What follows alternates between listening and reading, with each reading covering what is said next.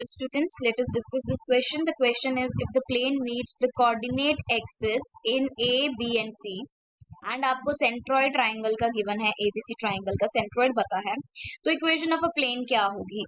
Now see, सबसे पहले यहाँ पर let me tell you about the concept. So concept यहाँ पर simply क्या है? What is the concept here?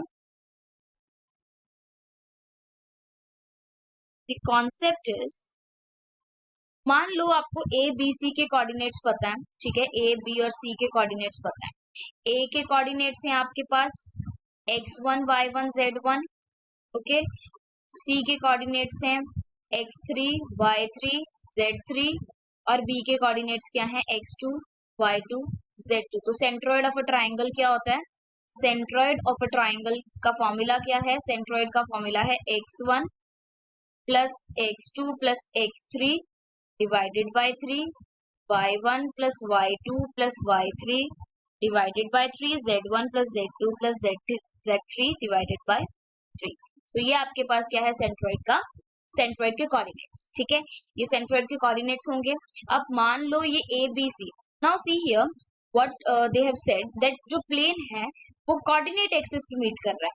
तो मान लो अगर ए पॉइंट पे मीट कर रहा है एक्स एक्सिस को, तो ऑब्वियसली उसके कोऑर्डिनेट सपोज कर लेते हैं, क्वेश्चन में आते हैं आप, ठीक है। तो उसके कोऑर्डिनेट सपोज कर लेते हैं, that is alpha 0 0। Similarly B के सपोज कर लो 0 बीटा 0, बिकॉज जब वो एक्स एक्सिस पे मीट करेगा प्लेन तो सिर्फ एक्स कोऑर्डिनेट की वैल्यू कुछ होगी, बाकी सारे दोनों कोऑर्डिनेट्स क्या होंगे? 0, ठीक है। सिमिलरली सी जो आएगा उसका कोऑर्डिनेट ये आ जाएगा, ठीक है, गामा मान लेते हैं उसको। क्लियर? सो ये हमने सपोजिशन कर लिया। अब equation of a plane intercept form में क्या होती है? X upon alpha plus y upon beta plus z upon gamma is equal to 1। यही होती है equation of a plane in intercept form, ठीक है। अब आपको क्या दिया है? सेंट्रोइड गिवन है दैट इट इज 1 2 3, तो that means alpha plus 0 by 3 that is alpha by 3 क्या आ जाएगा? 1। This implies alpha is equal to 3, alpha की वैल्यू 3 आ गई। सिमिलरली आपके पास यहाँ पर बीटा डिवाइडेड बाय 3 क्या आ जाएगा? Beta by 3 would be 2, that implies that beta is equals to 6, beta की वैल्यू आ गई।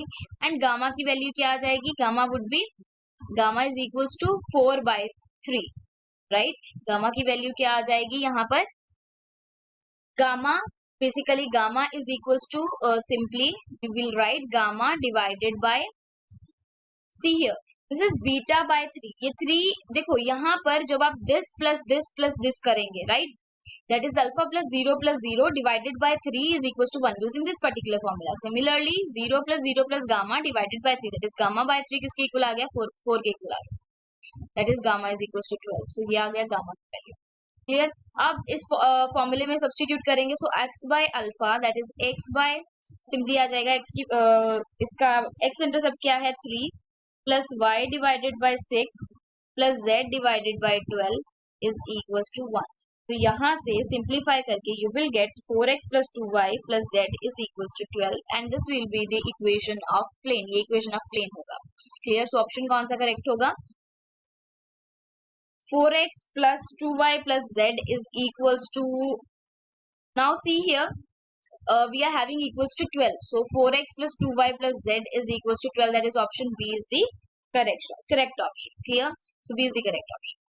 Hope you understood the concept and the solution of this question. Thank you.